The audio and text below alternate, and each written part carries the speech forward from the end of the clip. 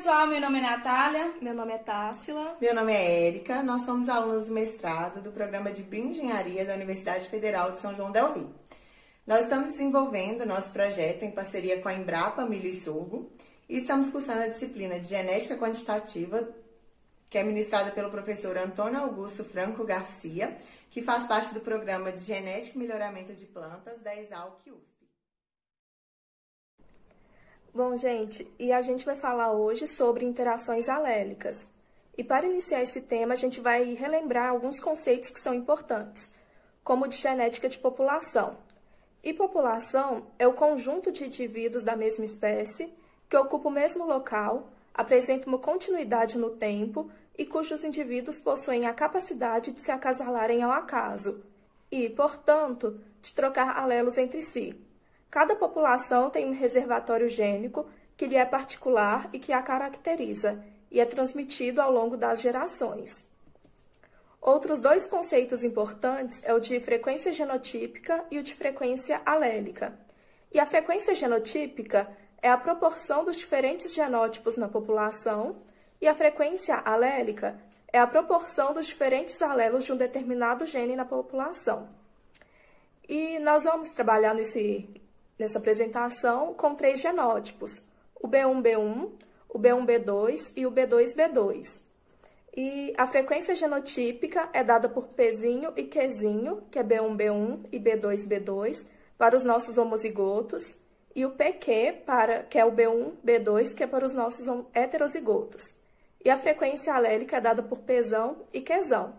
E para a gente achar a frequência alélica do Pzão, é feita a somatória do Pzinho mais a metade do PQ, e para achar a frequência alélica do Qzão, é utilizado o Qzinho mais a metade do PQ. E Pzinho mais PQ mais Qzinho é igual a 1, ou Pzão mais Qzão é igual a 1, porque a somatória das frequências sempre será 1.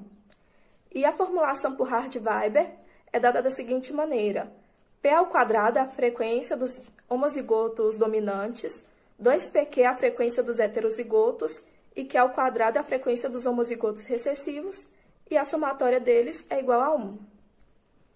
E outro conceito para ser relembrado é o de caracteres quantitativos, que são controlados por muitos genes, ou seja, são poligênicos, sofrem grande influência do meio e não podem ser separados em classes, como é o caso de peso de grãos, altura de planta e produção. Então, como vimos anteriormente, um caráter quantitativo ele é controlado por vários genes, cujo efeito fenotípico eles são acumulativos. Porém, nesse trabalho, a gente vai estar falando do efeito de apenas um locus. Lynch-Walsh, em 1998, assumiu o K como uma constante de dominância. E ele propôs que quando o K ele fosse igual a 0, o heterozigoto ele estará posicionado exatamente no ponto médio, entre os dois homozigotos. E a interação será do tipo aditiva, onde não terá nenhuma dominância. Quando o K ele estiver entre 0 e 1, o heterozigoto estará posicionado entre o ponto médio e o homozigoto B2B2, e a interação será do tipo de dominância parcial. Se o K ele for igual a 1, a interação será do tipo completa, e o heterozigoto terá o mesmo valor que o homozigoto B2B2. Se o K ele for maior do que 1, a interação será de sobredominância, onde o valor de K irá se sobrepor ao homozigoto B2B2.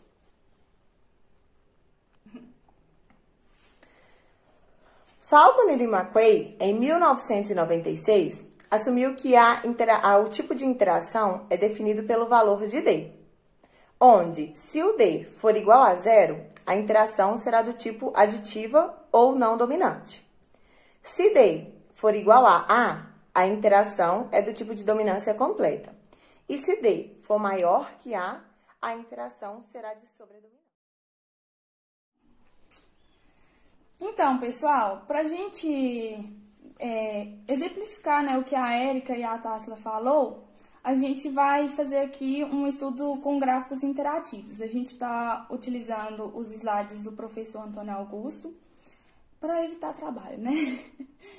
Então, aqui, Fischer decompôs o valor genotipo. Por que ele fez isso?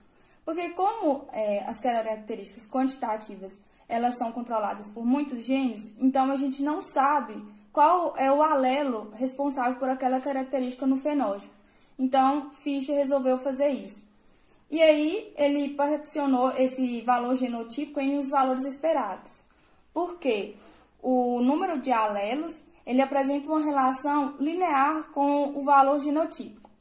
E, a menos, então, que esse alelo vá interagir com todos os outros aditivamente, então ele não vai apresentar essa relação, vai apresentar uma relação não linear, desculpa.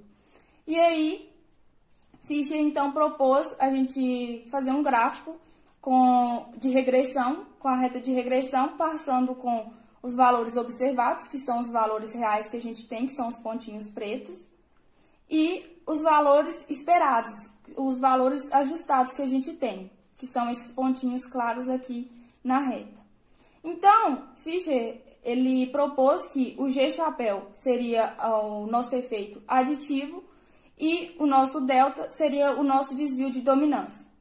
Que esse desvio de dominância ele se dá pelo valor, a diferença do valor esperado, do valor que a gente tem observado, menos o valor esperado, né?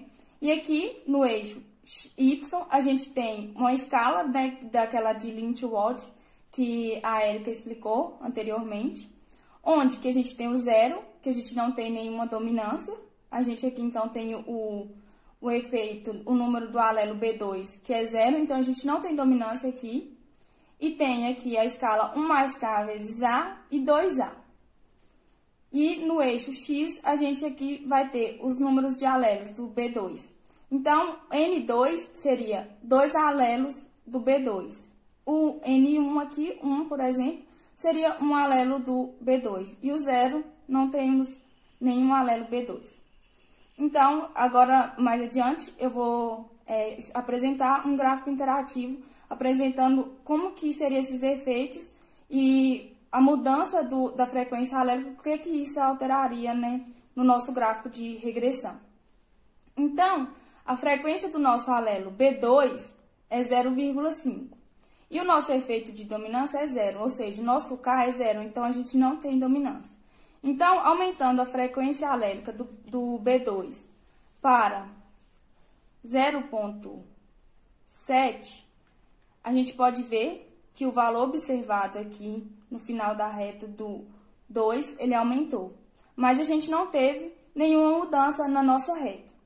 Então, aumentando o efeito da dominância, aqui a gente vai ter já uma mudança. Por quê? Porque quando a gente faz essa frequência do alelo, a gente tem um alfa, que seria o nosso slope da reta de regressão. Então, esse slope, ele começa a mudar, conforme o grau de dominância que a gente tem no nosso alelo.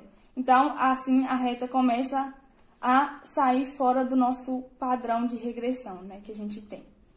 Então, esse aqui é mais um gráfico para vocês entenderem um pouquinho como isso funciona na prática, né, quando a gente tem como que funciona esse efeito de dominância sobre um valor observado e na frequência alélica. Então, vocês podem acessar esse slide no portal que vai estar da Exalc, de genética quantitativa, e vocês podem brincar um pouquinho com esse gráfico para tentar entender muito como funciona isso, com valores negativos, valores extremos ou valores medianos.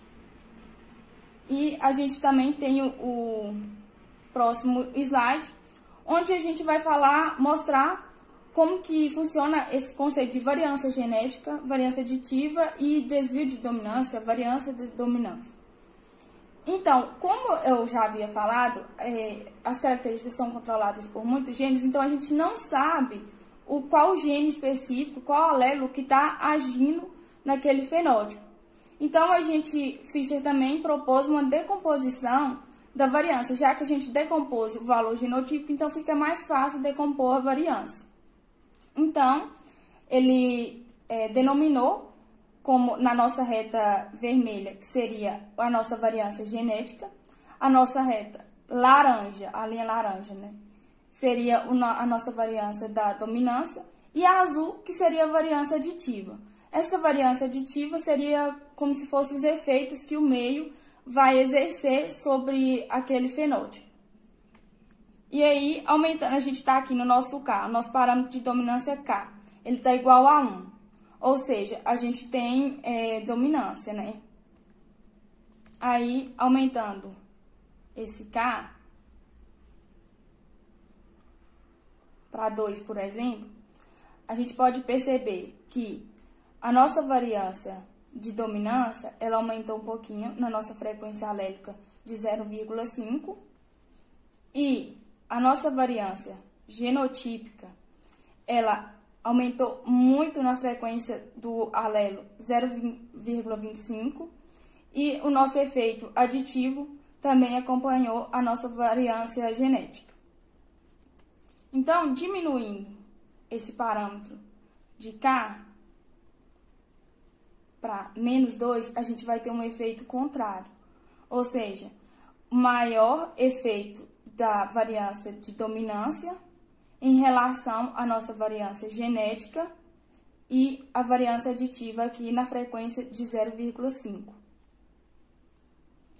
E assim por diante, a gente pode trabalhar nesse gráfico para entender como que vai funcionar esse efeito aditivo somado com a nossa variância genética e a variância de dominância. É isso, pessoal, que a gente queria mostrar para vocês hoje.